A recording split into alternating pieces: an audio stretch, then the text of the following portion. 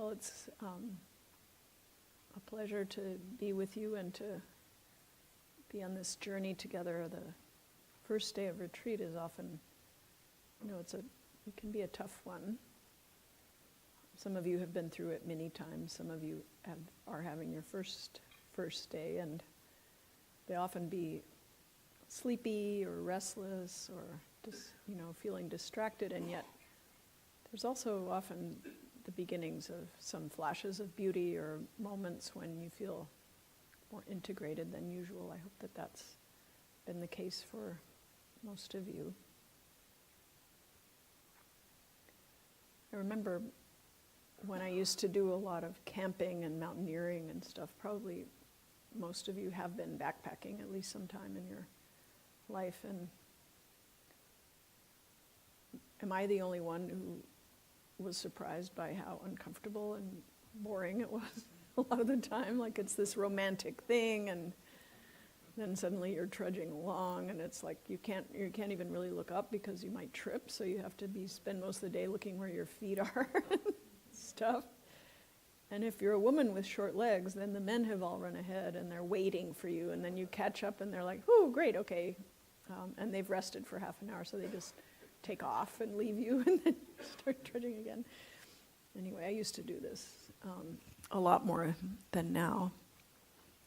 But there was something also in the camping trips that felt holistic, or where I could feel myself to be like part of nature, or maybe even just a speck in nature, in between the moments when I realized that I only knew the first line of about 7 songs, and they would just be playing through my head and I didn't know the third line kind of thing.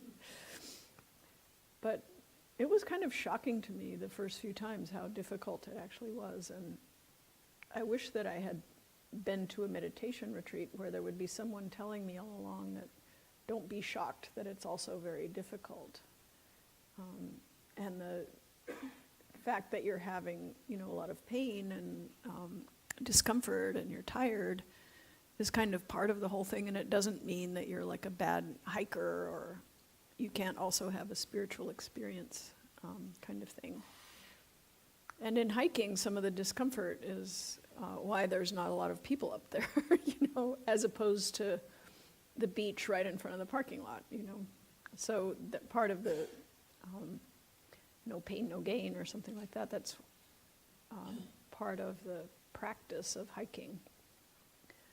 But there wasn't anyone giving instructions on how to work with the experience, or even just normalizing it as we have here.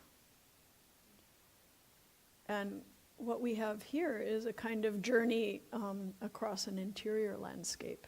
Like, if you do long distance hiking, it's kind of, you can go from horizon to horizon every day, and you don't know what's going to be over the next crest, right?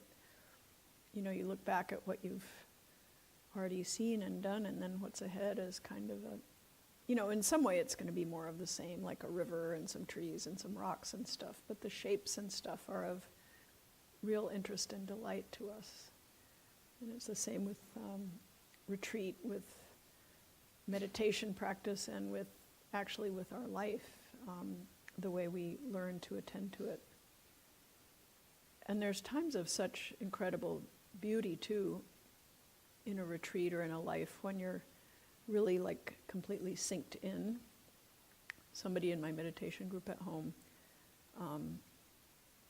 she's very generally interested in kind of the highs of meditation, and then she said one time she was just driving down Huron Avenue near her own house, and she said, somehow everything just was what it was, and I was there, and it was the moment, and it was the most fantastic thing. She said, I can't really describe it, but it was like that. The moment was so complete. And in a sense, we're practicing for that kind of experience, for just being in this moment and discovering this to be like the pure land, or your cushion that hurts your ass is also the Buddha's throne. It really is this moment, this body, this person, this lifetime. It's where it's to be found, not somewhere ahead. As the black thinker Bell Hooks says, we always think that the time when we'll really be loved is sometime in the future. We always think the time when it's all going to work out is sometime later.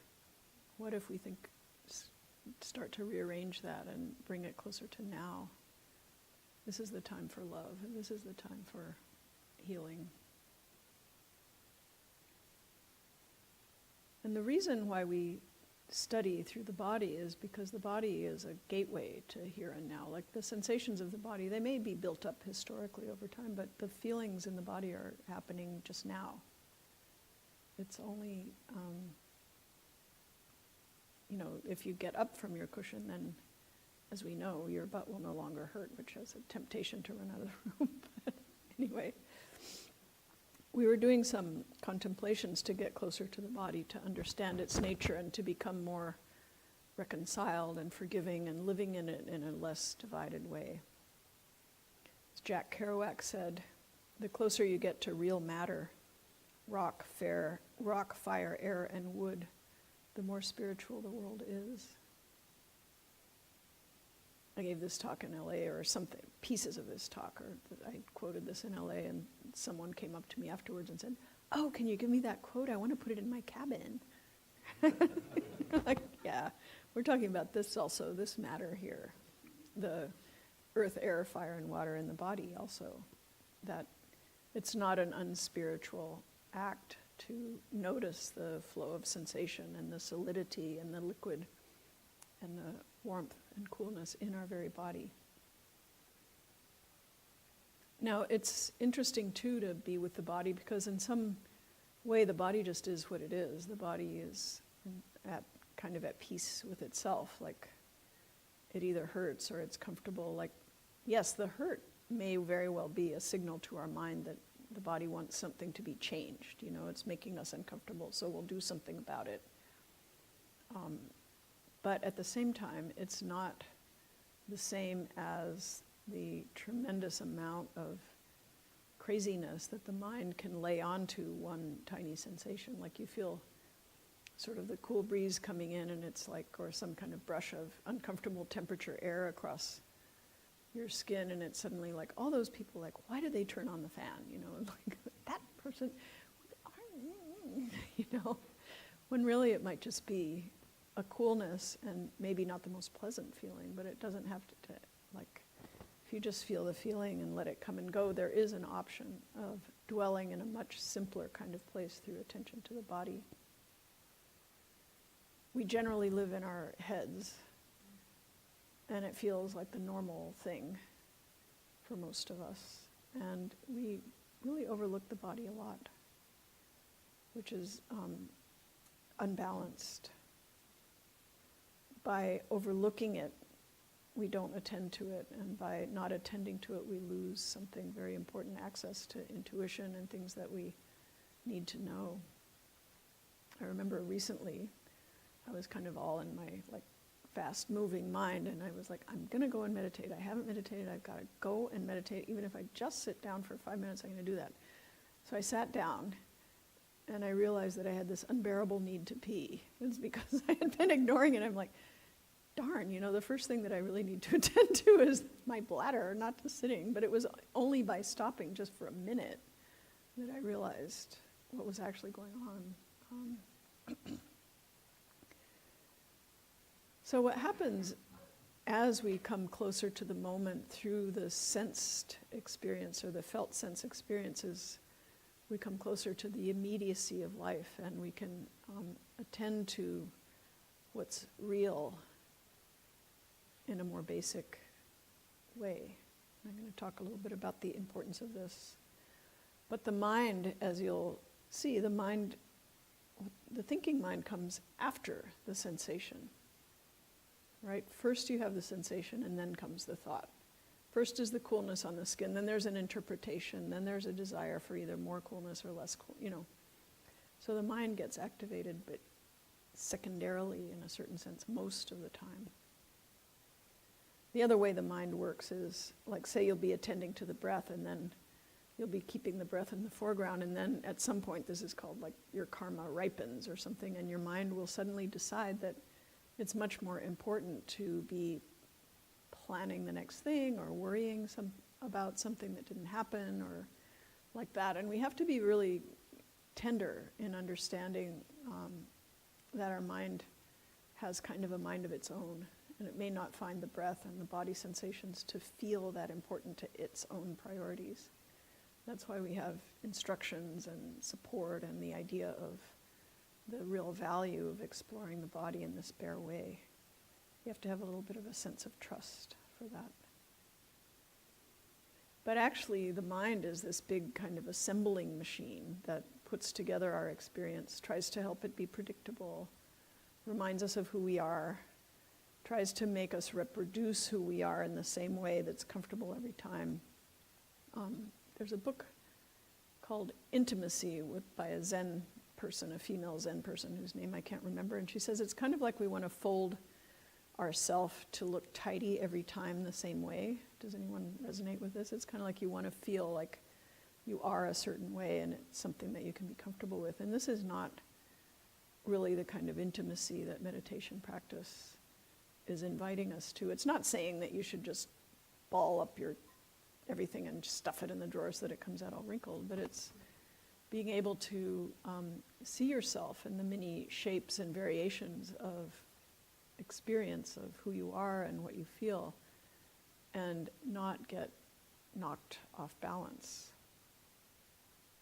To be able to hold a much greater range of our life experience in presence and in heart, not grabbing onto only the pleasant stuff and trying to hide from what's difficult or where we feel too vulnerable. Think about this level of the practice, like when you see like a little kid or a dog just figuring out what a rubber ball is, or some kind of animal or cat or something like that. What is this thing? Like, what is this life? What is this body? The baby will bite it, and touch it and roll on it and throw it down and see that it bounces and stuff like that. This is the level of exploration we're inviting, is this very kind of childlike, a little more playful thing, rather than just living in the sense of life that we've constructed, which tends to get narrower over time. So exploring your earlobes, and then the sound of the bird, and then everything coming and going in sensation just the way that it is, all by itself, without you needing to manipulate it or control it or stop it or push it away or make sure that it stays. But to be kind of integrated with this present moment experience is a different kind of, it's a gear of life that we're not used to. It doesn't mean that we become lobotomized. We're actually quite responsive, and the thinking mind can be there also to do the work that it needs to do. But the body will give us signals that we may need to know about. And it's also a gateway to that sense of simple presence, of just being there, or just being here, shall we say. We spent a few weeks in my meditation group trying to figure out how we know we're alive, and it really does come to the body, that this is how we know we're here, really. It's actually maybe the first sense of being here, is the body. It's the center of the universe, in a way, at all times, what we feel. There's also been a lot of work lately about presence through the body, like this person, Amy Cuddy, who talks about how you should stand in a confident way, and it actually affects how confident you feel.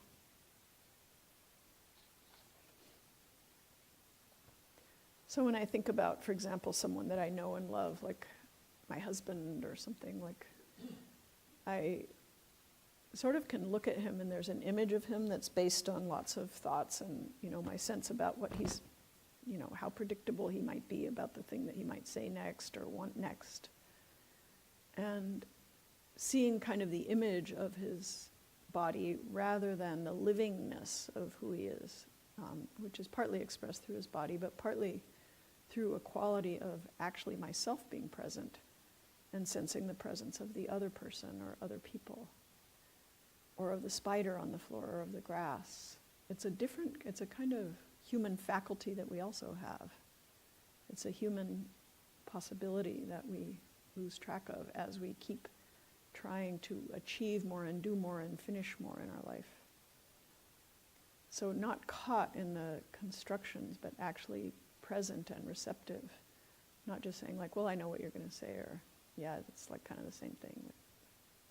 But really hearing, listening, and being there for the freshness of each moment, even though there is certainly a certain amount of repetition in life. So in the Buddhist practice, the body is the first foundation of awareness, the first foundation of mindfulness, the first foundation of our practice, the ground basis. It kind of is our ground. If we didn't have bodies, well, I don't know, maybe there are ghosts in here that we can't see, but if we didn't have bodies, we wouldn't be listening to each other. The body has ears. There's this sound is coming in. The body has, its presence. If someone's in their room, they wouldn't be listening to this talk either. So it's not just flat, it's not just an image of the body, it's actually alive. And it actually has the mind and its own kind of embodied presence in it. So it's not just the sensations that you feel through the skin, but it's the awareness through your ears and your eyes. And even with your mind coming into being present and actually listening. This is how we feel. This is the instrument that we know our universe through. It's scientific, but it's also very intimate, the title of the retreat. It's an intimacy, a scientific exploration that we use this body and mind as an instrument. The sixth Dalai Lama said, "I know the soft body of my lover, but I also know that I cannot fathom her depths." Our rational mind doesn't actually have full access to things, but the intuitive mind may well go deeper. So the way we relate to what comes up in our body and mind is with this kind of curiosity of the moment, more like, what's it like to feel hungry, than going and getting something, spending some time with what's coming up before you act on it. That's why we slow things down here a little bit, is to kind of keep things so that we can feel them. I was teaching in LA that the Whole Foods there's a lot of homeless people that hang out outside the Whole Foods and ask for stuff, and there's even some signs about relating to them and stuff. So there's one guy, and I came out, I was eating a cookie, and he said, "Chocolate chip cookie, can I get a bite? Chocolate chip cookie, can I get a bite?" So I gave him a bite, and he ate it, and then he looked at me and he said, "Chocolate chip cookie, can I get a bite?" So it's like he was never even there to eat the cookie, which is a mental state that I know pretty well. Like he didn't actually enjoy it or feel it. It was so much desire that the satisfaction even itself got overridden.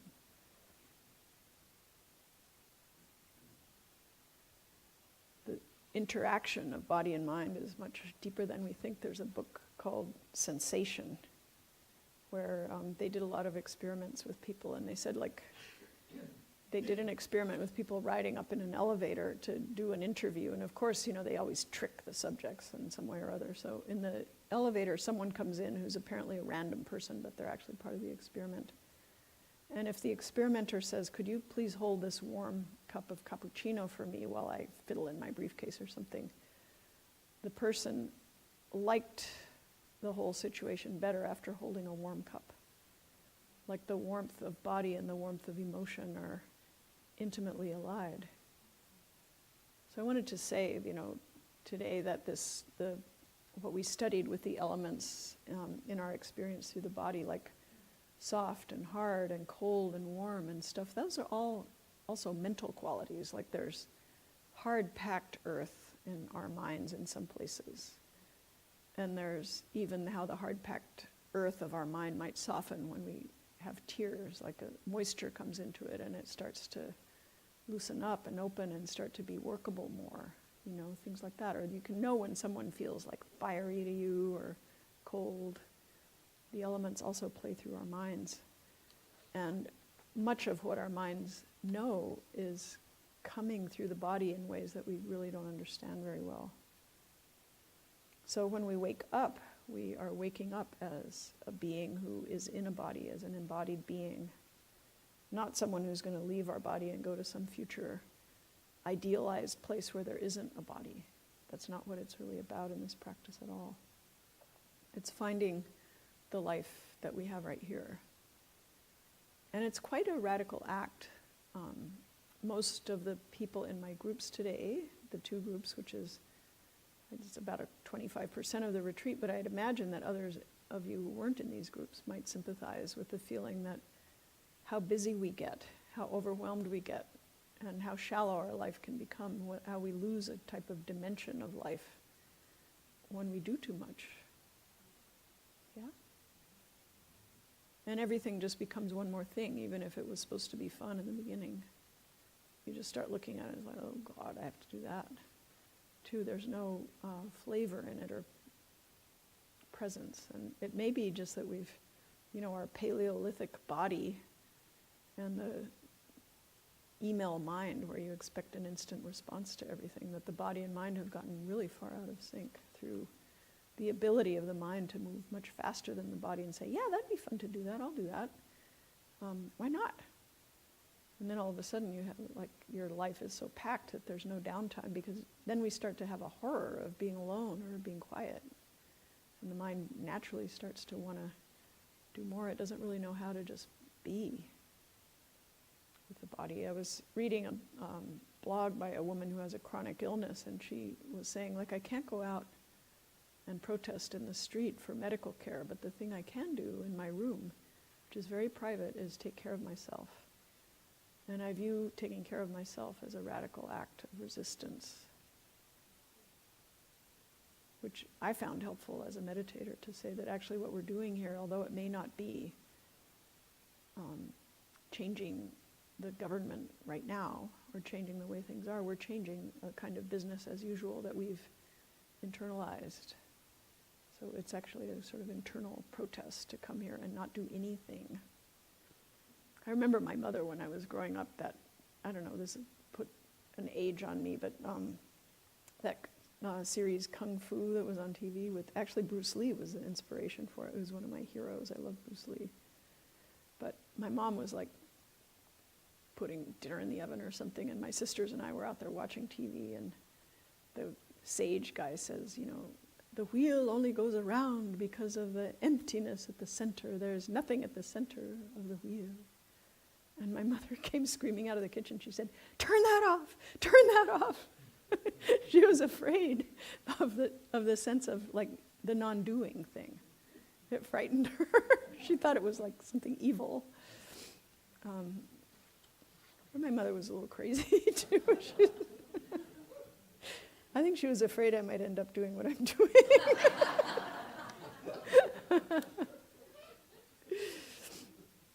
So in a sense, basically we want to give our sensations, our body, embodiment enough time without doing anything about it right away. And that can be difficult when it gets, hard in here, when there's pain or boredom, or, the mind is hungry for the level of stimulation that it usually has. To feed it a diet of breath, it's going to go oh God, let me go to sleep instead. At least I'll get some sleeping in. Or it'll want to go out and look for something. I'm amazed at how many food thoughts I've had today. It's really surprising, but they're kind of endemic. I read this thing from Rilke which could be about pain. It says, how we squander our times of pain by gazing beyond them into the bitter duration to see if they have an end. Painful times are really our seasons, like the winter enduring foliage, the frozen ponds and meadows. These are our inborn landscape where birds and reed-dwelling creatures are at home. So try to savor it sometimes when it's difficult in your body or your emotions. It's actually through doing less of this pulling and pushing that our brain sort of wants us to do it very innocently, get what's sweet and good and kind of corral it and bring it into your nest and push out anything that's smelly or sharp or painful. I mean, you can see why it's biologically interesting to have that. But it's a survival strategy. It may not be a full well-being strategy. So what we're doing here is sort of evolving a little bit beyond the basic brain survival level.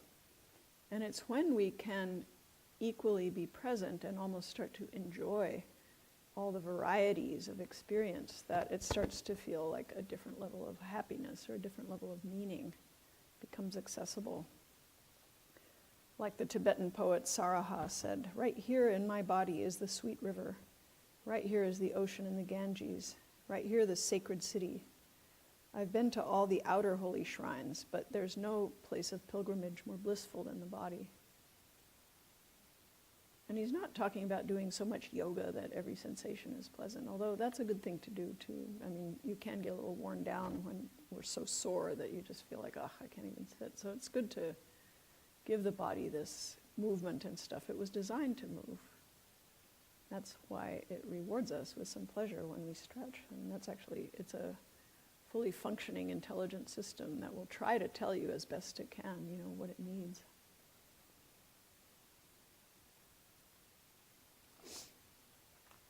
When something, I wish I'd written down where this came from, when something occurs in our life, we tend to accept only a small part of the total experience into consciousness and block out the rest. And what happens is that it remains trapped in our body in the form of unacknowledged freezing, tension, emotion, sensation, lack of insight, held at bay by unconscious tension, holding and freezing. When we resist our body's experience, we increase the backlog of uncompleted experiences and our somatic frozenness. Then we develop more and more sophisticated ego strategies of avoidance, denial, and rationalization. So sometimes as we explore the sense of our lived life through the body, we will encounter the tears or the chest pains that we feel, or the tension that we carry in our shoulders or our jaw, or those places that feel really stuck in there. So let's say over the coming days, if you find some of that stuff, please notice very gently how it feels to have that. It's all changing and flowing, but some places don't really feel that way. Some places may feel frozen or not very integrated. And if we're very gentle and forgiving, sometimes those places open up. Sometimes they open up without you even having known that they were tense. Like on day 3 of the retreat, sometimes my shoulders will feel like someone let the ratchet out and they'll just go, Poof. I'll be like, wow, I didn't even know that they were tense. I just thought that was how they were. Or the neck. Or places in our character where we habitually just haven't been able to tolerate some certain little mood or some kind of anxiety. Like generally anxiety is something that we don't want to feel, and it may be produced by other things that we don't want to feel. So the anxiety gets created so that we keep turning away from stuff that we find painful. And what we're chasing here is not the perfection of a good feeling, but the happiness of wholeness in a sense. So to be able to abide with what's difficult, really important in the practice. And we'll be talking about this quite a bit. And it's not to depress you. Like I remember I was teaching loving kindness in Mexico, and I was saying sometimes you start trying to do loving kindness and you start to just absolutely hate the person, it's something else comes up instead. And they were like, why are you talking all about hate? This is a retreat about love. Why are you talking about suffering, all the time? Well, actually there's a way of being reconciled so that the mental suffering is much less. But it may require that we start to see some of our patterns here. Very profound, split off places in our personality, like aspects of ourselves that are hard to accept.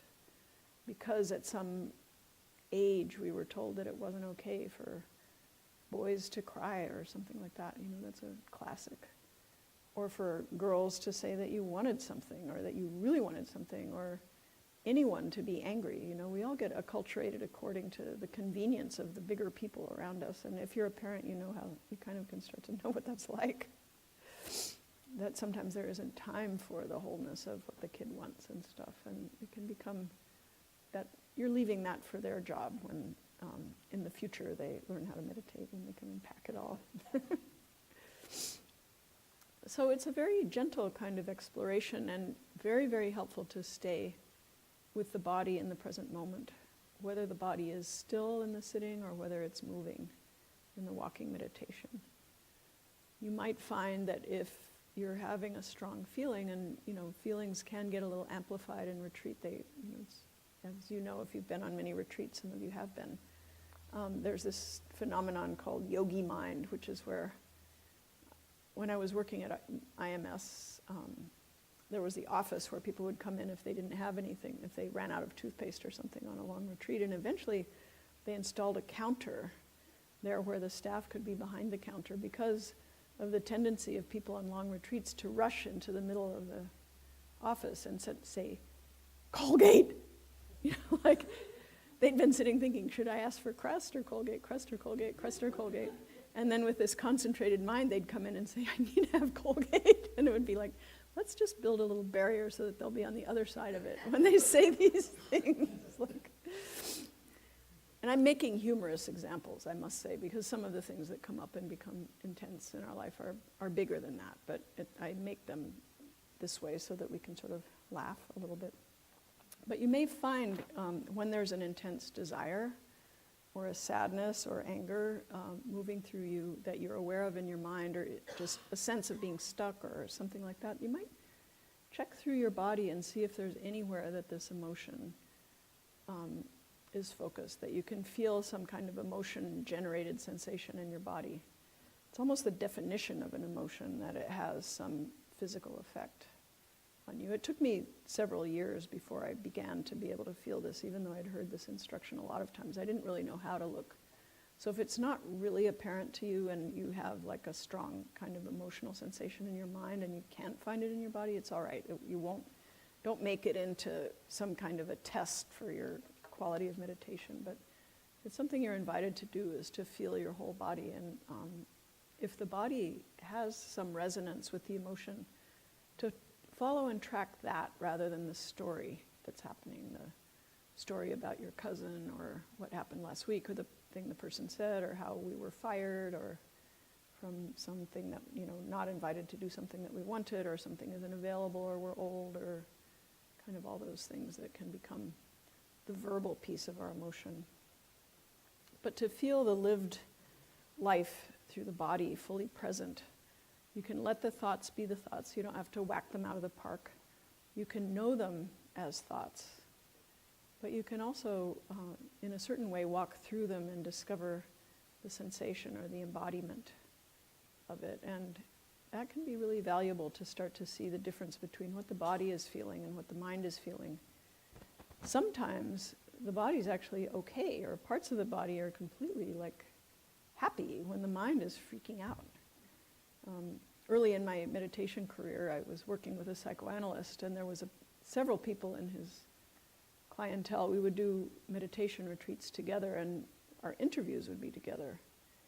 The most valuable piece of it was actually getting people to feel the feelings in the moment rather than talk about, describe, and remember why it was. Not that that's wrong, and just having another person present with you as you start to sort of look at what your life means and it impacts on yourself now, that's important. But the feeling of the feelings with compassion and awareness is really, really important for a kind of healing that we can have. It doesn't necessarily change your life, but it changes your relationship to your life, changes your relationship to how you feel. This guy was funny, I would love to go on esoteric Dharma terminology clouds of things that I love and Abhidhamma and stuff like that. And then he'd say something like, you think you're suffering for the lack of a cigarette, you're actually suffering from the desire and the craving for a cigarette. And the craving comes to an end when you get the cigarette, but it's not because of the cigarette, it's because the craving comes to an end. That's meditation. He was really tough. But it's true, the way the mind construes life is often really different from what it's like when you're really on the, where the rubber meets the road. But there was a person there in his clientele who had a desire, we would do the meditations in his house, and their mind would tell them that, first of all, they wanted to jump out of the window. This is in Manhattan on the 7th floor, that they were sitting, and instead of just feeling restless and like they wanted to leave the room, like we all feel, they felt that they should throw themselves out the window. And they also felt, if not throwing themselves out the window, that they should go in the kitchen and get the knives and kill us to stop us from making them sit. So they had a very extreme mind. So I was sitting there in the interview when they're like the meeting saying like, oh my God, like I'm meditating with this person in the room, and like the two things that they want to do are both like would be really traumatic for me. And their mind was telling them this and telling them this. And my friend, the psychoanalyst, said, well, what does your body say about this? And they looked sort of below the neck and they didn't find anything. They were like, actually my body is totally quiet. That's so strange. My mind wants me to do this, but my body's, actually okay. It's not even talking. Like they had discovered, in a sense, the nonverbal dimension of experience. And from there, it was like I felt much safer in the room with this person, because when they would have those impulses, then we trained them to just go to their body and just feel the nonverbalness of their restlessness or whatever, but it didn't get elaborated into this huge towering freak out in their mind. So it's possible that we can still feel okay embodiment-wise, though we know that we will die, or that terrible things have happened and stuff. There's times when it may be that your whole body feels okay, or some part of it feels okay. Like there can be a sense of finding rest, or as they say in somatic experiencing, a resource in the body, like to look around in there to find places where there's not anything happening, or where the story isn't active, maybe even places where there isn't an emotional resonance. A place where you might know that you're thinking these crazy thoughts or having these difficult emotions, but you can go to the body and get a little space and say like, well, here's where I get that blessed gap where I can decide how I'm going to respond to what my mind is saying and doing. Getting a little bit of distance on one's own mind is a really tremendous life skill, beautiful thing to have. There's a woman in the Insight Meditation community in Massachusetts, Cheryl Wilfong, who writes gardening books, and she was told she had this big cancerous breast lump. And when the doctor asked her what her level of anxiety was, she was able to say 0. So that's someone who's practiced a long time. She's okay now, but she didn't know that. She didn't know that she would be all right. It's like her mind was all right. However, most of us are somewhere else on the spectrum from Cheryl, and to be able to be in the body is sometimes like getting in the trenches and watching the bombs go overhead and say like, okay, so my mind is really freaking out, but here's my foot on the gravel, here's this pressure, here's this softness, here's this coolness. Moving by choice to the body, it's not actually moving away, it's giving us a place where we can rest and still be connected in intimacy with what's happening in our life. Like it's not saying that I'm not allowed to be sad, or I'm not allowed to be worried, but it's giving us a kind of a refuge so that we can watch it happen from a slightly different perspective. We don't need to be Buddhas to be able to do this. We don't need to be like a super developed meditator. We just need to sort of recognize the value of it and practice it. When my dad was also diagnosed, he said, I asked him, he cried for about a week, I think. And then he sort of settled and stuff. And then I said, so Dad, how are you doing? He's now died. He said, I'm not thinking about my future too much, Kate. Every day is the best one I'm ever going to have. Then he said, if I thought too much about the future, I'd just be inventing things to hurt myself with. Basically knowing that, in a sense, like what I was saying at the beginning, like when we're at every horizon, we don't actually know what the next day will bring. Like we might need to use our mind to a certain degree to foresee and plan and make some decisions, but after that, it's really good to be able to come back into this here and now moment.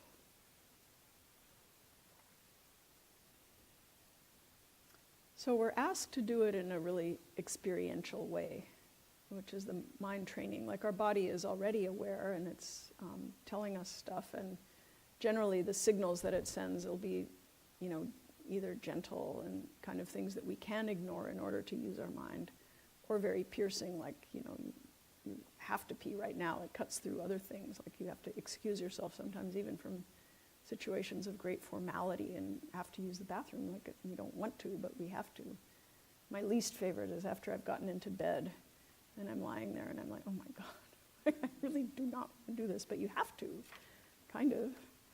But the experiential, the experiential continuity of actually living in an embodied way, for that to be a path to enlightenment is not necessarily what our mind would like to prioritize. But what happens when we get into it, we can start to see, like we touched on it a little bit when we're doing the skin, flesh, and bones, like it's a natural thing. It's doing its own thing, like it's digesting and breathing and doing all this stuff all on its own without the need for your, what's called your ego or your small self to be controlling everything. Like it's breathing and it's digesting and its experience in the senses happening all by itself.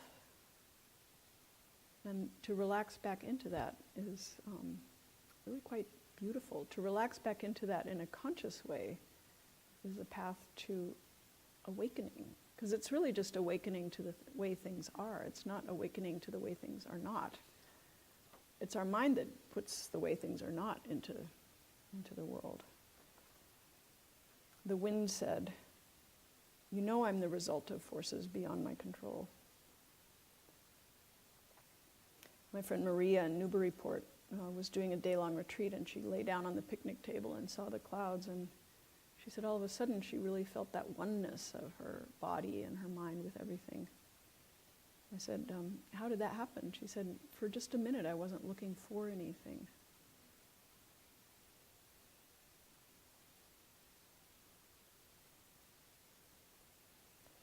Love means learning how to look at yourself the way we look at distant things, for you're only one among many. And whoever sees this way heals our heart without knowing it from various illnesses. The bird and the tree say to us, friend. Then we want to use ourselves and things so they stand in the glow of ripeness. It doesn't matter whether we know what we serve. Who serves best doesn't always understand.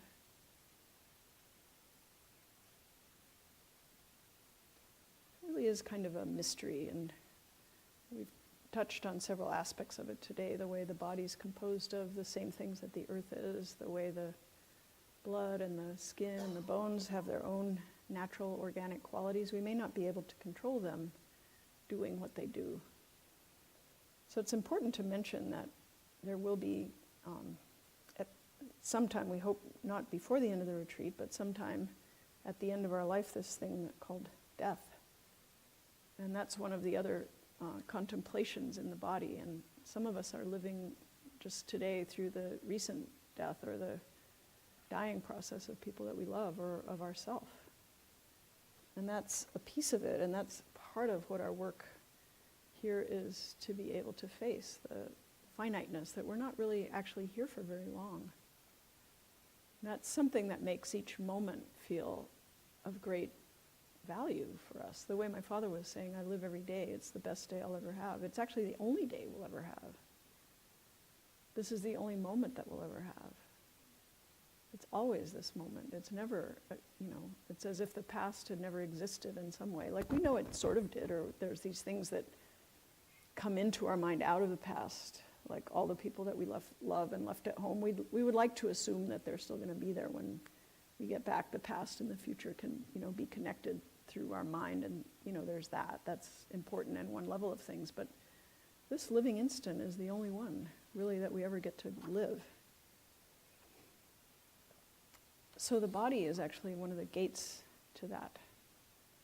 It's this ability to live in the moment is something that, as we cultivate it together, it's really something that we can share in the moment too. Like it's not just to sort of corral this beautiful present moment just for us. It's for all of us to share and to acknowledge the incredible beauty and poignancy of the fleeting time that we have.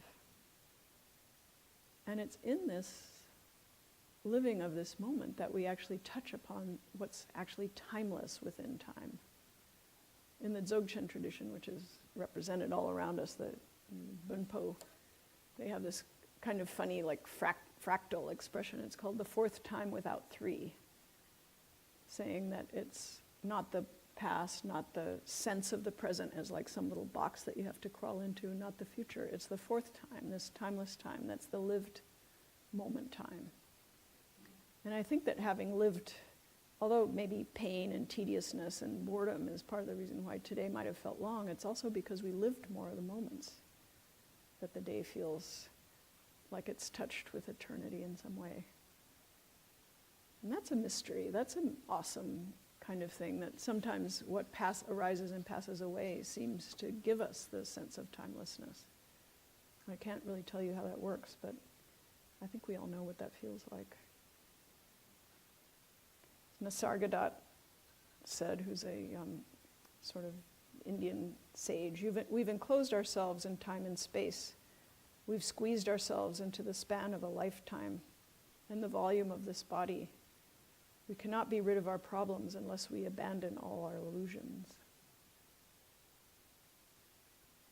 So really, there is something about the mental illusion that we weave that gets in the way of something deeper that can't be put into words.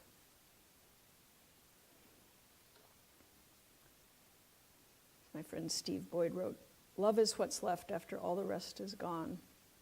All the stories, all the fabrication, you and me, and the endless struggle to be somebody is gone. Love is this silence where everything is welcomed, and yet nothing can stay."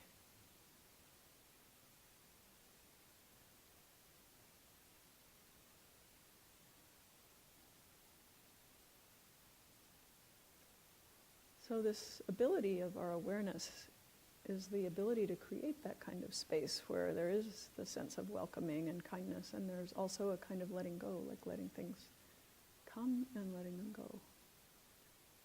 Letting them move, letting life express itself through us, which is what it's already doing.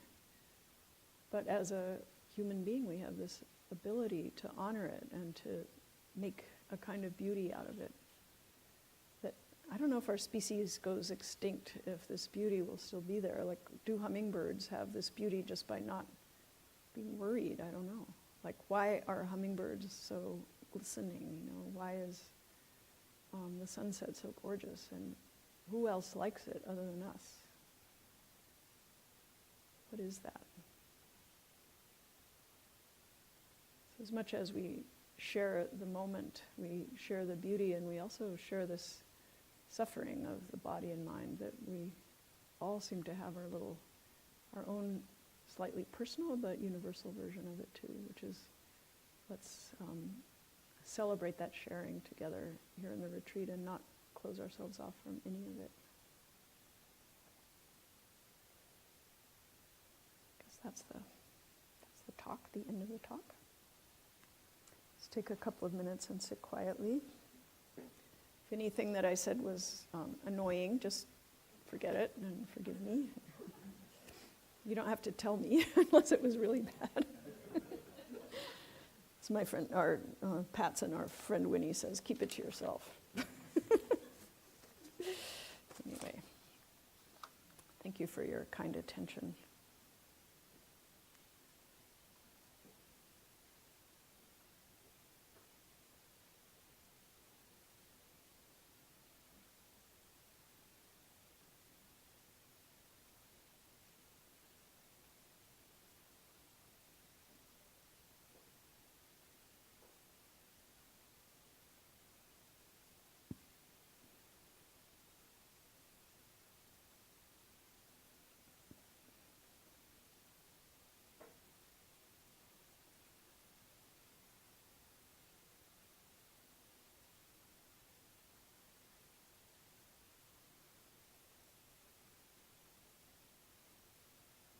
So through the life and the identity that each of us has, may we also know that this timeless dimension is equally accessible to every one of us, no matter what our life has been, where we've gone,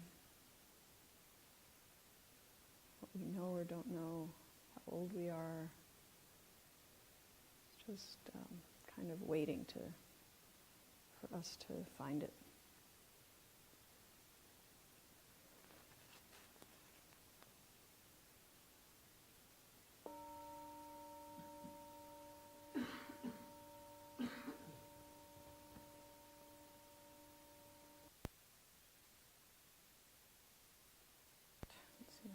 overlook it.